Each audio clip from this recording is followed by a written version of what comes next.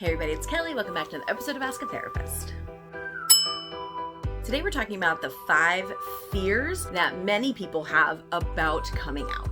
Let's clarify before we get started, I'm super aware of how problematic the term coming out is. The assumptions behind it are gross and intrusive, and it would be great if we lived in a world that this wasn't necessary. Also, we would be fooling ourselves if we thought this was a world where this isn't necessary. We live in a world that is heteronormative. We live in a world that expects that people are straight unless they're told otherwise. And so those who aren't straight carry the burden of needing to tell otherwise. Can you choose not to do that? Absolutely. Is it realistic to think that you could live your whole life and no one ever say, oh, so you're not straight, or you're not into guys, or you're not into girls? Unlikely. It's unlikely that you would have that happen in your life. If it has happened, awesome. I don't know anybody that's true for.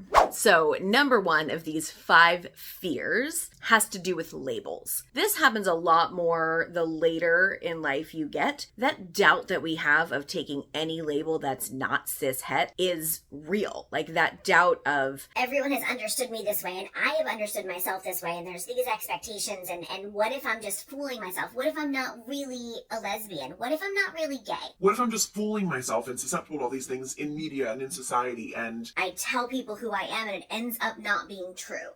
I get that fear. And when it's on the other side and I talk to parents or spouses or loved ones of someone who has come out to them, typically they ask me, well, what if it's not true? What if they don't really fit into this category? What do we do then? That fear is grounded in phobia. That fear is grounded in the understanding that it's not okay to be gay. It's not okay to be trans, or it's not okay to be asexual. It's the understanding that none of these are normal, and they're grabbing onto something that's not normal, and they may change their minds later. When we understand this other way of being as abnormal, our fears are going to come up that telling people is a mistake because we may change our minds. My end result to these family members or these loved ones is typically, so what? People are allowed to have the fluidity in their lives to understand themselves one way at some point, and then at another time in their lives, understand themselves in another way. People's identities are their identities. And when someone tells you who they are, you should believe them. That also goes for you. You should believe yourself when you know who you are. So that fear really turns back into a question for you, which is this coming from that idea that this is not okay, or this might not be okay? And so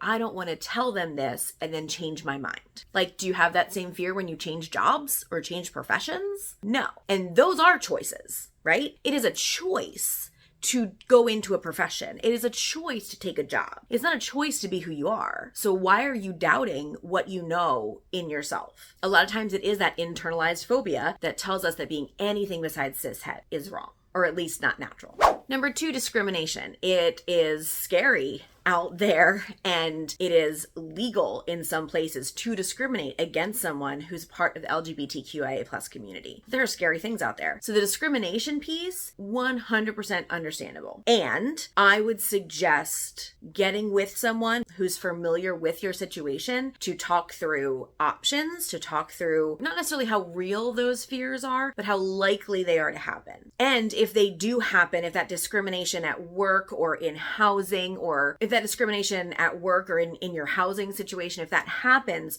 what are your options? And investigating that with a trusted person is a really good idea, because that can really help to calm that fear, to have plans and to have backup plans if some things do happen. Now, I want to make sure that we're not going down the road of hypervigilance and like every possible option that's anything less than like glowing and amazing is potentially dangerous. But we have to be realistic about where we live, and we have to be realistic about what we need, and we have to be realistic about what our options are if those things are not met.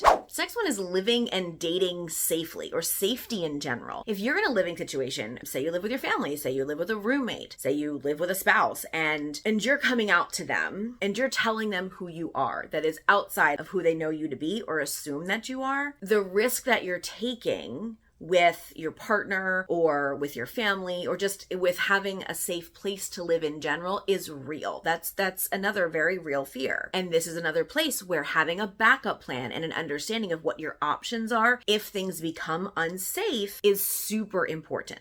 The next fear is fear of rejection. That, again, very real fear that the people that you love are not going to continue to accept and love and support you when they realize who you really are. I wish there was a way for me to tell you this isn't something to worry about, but it is. I don't know there's any of us out there that haven't lost someone in our lives when we were clear about who we were.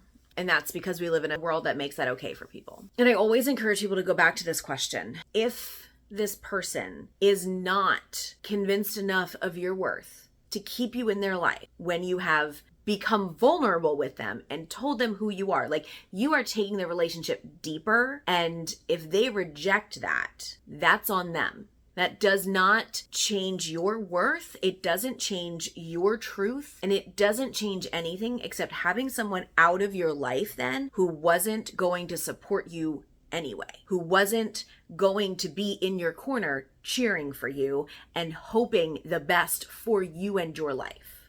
And that doesn't make it easier to say goodbye to them. It doesn't make it easier when they walk away. It's just something to think about if they do. Is this something that should have stayed in your life, even if you hadn't had this truth to tell? This last one's the one that everybody's going to hate. It's the fear of change. When you start telling people who you are, you can know who you are for years. You can sit comfortably in this place of, I have this secret in me and I'm okay with that and I'm living my life. You can sit comfortably in that place for a long time. When you decide that you can no longer sit comfortably in that place, that is when change has to happen, right? And that change can be scary. Because if you tell someone this part of you and explain who you are to them, that makes it real.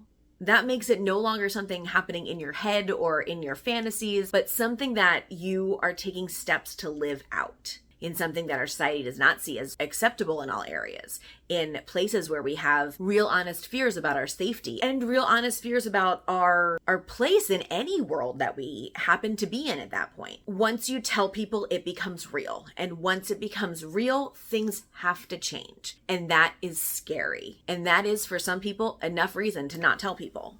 That's okay too. I feel like I say this a lot, and hopefully it's sinking in at some point. Everyone's journey is their own journey. We cannot push our journeys on anyone else and expect that story to be their story. We can't expect people to accept our own journeys when we're not willing to accept other people's journeys, right? When we compare our path to other people, it will always come up wrong. There will always be things that we're like, oh, should we have done it this way? Should we have done it this way? Am I really this? Am I looking at this differently? Your path isn't anybody else's.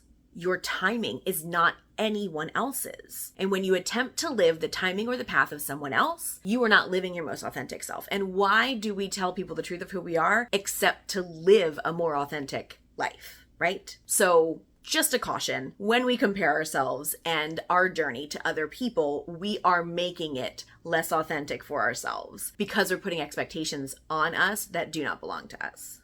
So don't do that. That's it for today. Thank you so much for being here. I will see you all next time. And until then, take care of yourselves and each other.